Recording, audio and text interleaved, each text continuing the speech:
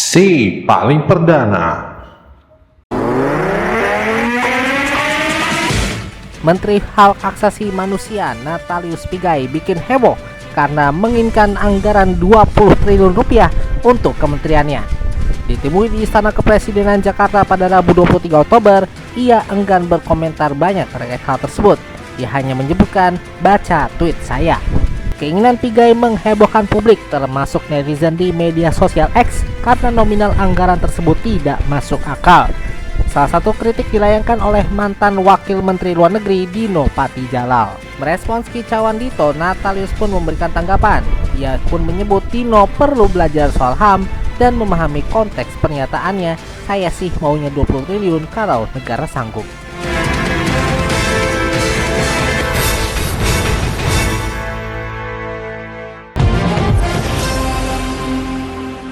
Selamat malam Indonesia, dan Anda sedang mendengarkan DNP Evening News untuk edisi Rabu 23 Oktober 2024 dengan beragam berita faktual dan terkini yang akan mengisi ruang informasi Anda. Saya Andika Sirahansyah bersama Anda.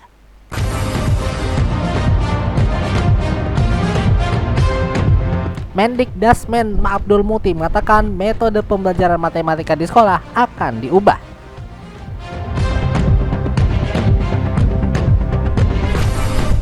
Yusril Iza Mahendra klarifikasi pernyataan tragedi 1998 bukan pelanggaran HAM berat.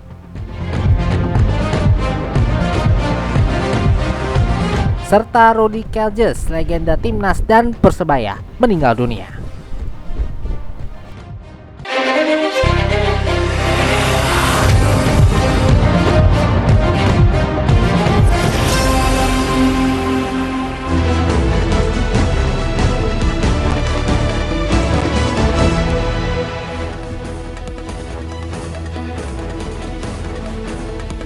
DNP News malam ini kami buka dengan segmen Election 360 dan kawal 100 hari Prabowo Gibran.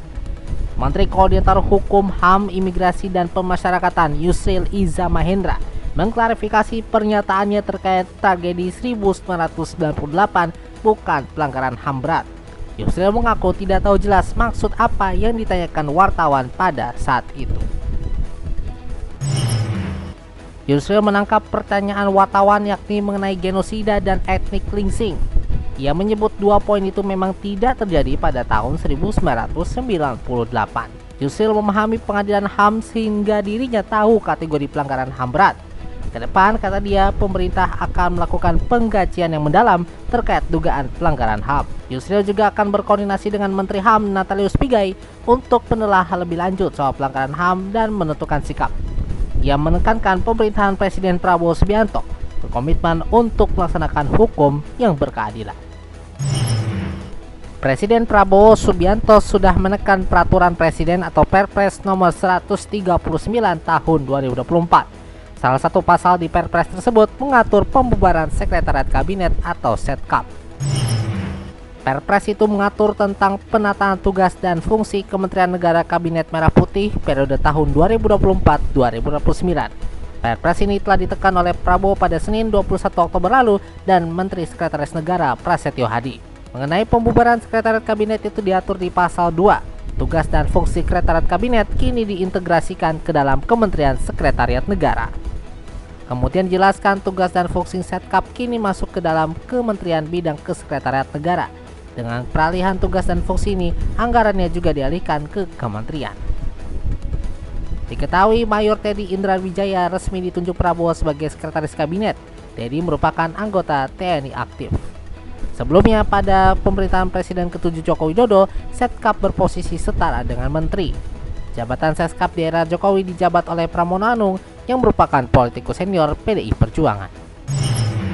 Presiden Prabowo Subianto berencana memperbaiki metode pembelajaran matematika terutama di tingkat sekolah dasar. Tujuannya untuk meningkatkan kualitas ilmu pengetahuan dan teknologi yang akan diperoleh siswa. Hal itu dikatakan oleh Menteri Pendidikan Dasar dan Menengah Abdul Muti selesai menghadiri rapat terbatas kabinet di Istana Kepresidenan Jakarta Selasa 22 Oktober 2024. Muti mengatakan Presiden Prabowo memberi perhatian besar terhadap peningkatan kualitas sains dan teknologi yang dapat tercapai melalui pengembangan pembelajaran matematika, terutama di kelas 1 hingga 4 SD. Di samping memperbaiki metode pembelajaran, kata dia, Presiden Prabowo juga berencana memberikan pelatihan terhadap guru matematika. Abdul Muti mengatakan Presiden Prabowo mengusulkan agar pembelajaran matematika dapat dikenalkan mulai dari tingkatan taman kanak-kanak atau TK. Ia juga menambahkan Kementerian Pendidikan Dasar dan Presiden Prabowo belum membahas mengenai kelanjutan kurikulum Merdeka Belajar. Kurikulum ini digagas di era Menteri Pendidikan, Kebudayaan, Riset, dan Teknologi Nadiem Anwar Makarim. Pada kesempatan sebelumnya, Abdul Muti mengatakan Kementerian Pendidikan Dasar dan Menengah akan mengkaji ulang terkait penerapan kurikulum Merdeka Belajar.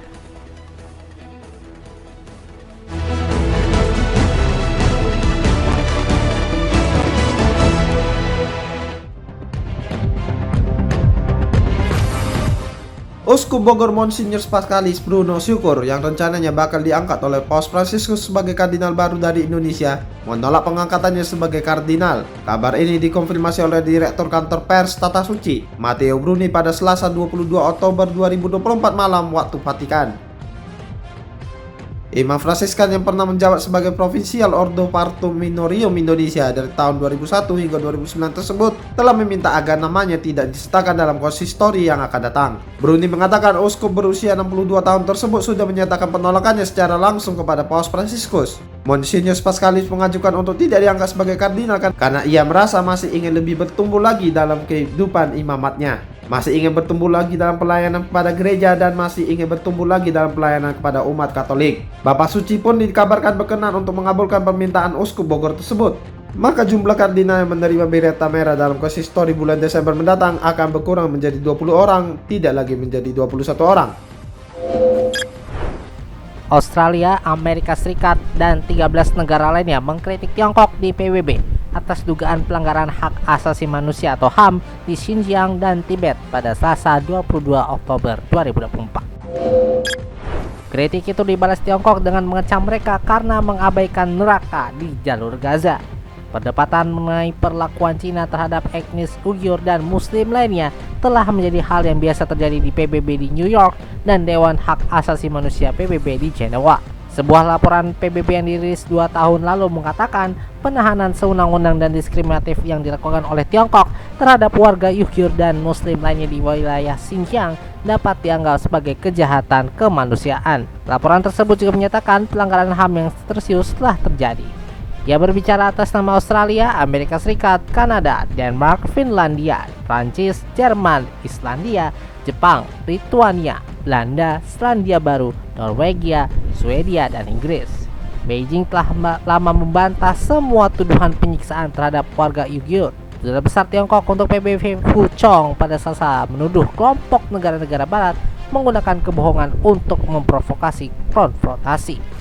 Fu mengatakan jika jumlah korban tewas di Gaza tidak cukup membangunkan hati nurani beberapa negara Barat, maka apa yang mereka sebut sebagai perlindungan HAM bagi kaum muslim hanyalah kebohongan terbesar. Legenda timnas Indonesia dan Persebaya, Rudy William Kelges meninggal dunia. Rudy Kelges hembuskan nafas terakhirnya di Surabaya, Jawa Timur. Informasi tersebut diperoleh dari mantan pemain timnas Indonesia, Ruli Nere. Rudy dikatakannya menghembuskan napas terakhirnya pada pukul 12:30 waktu Indonesia Barat.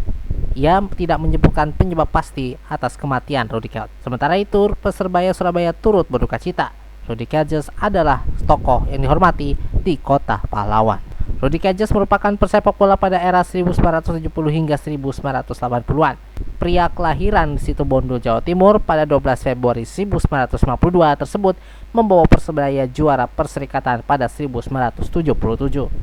Rudy turut dinobatkan sebagai pemain terbaik pada laga Perserikatan 1977.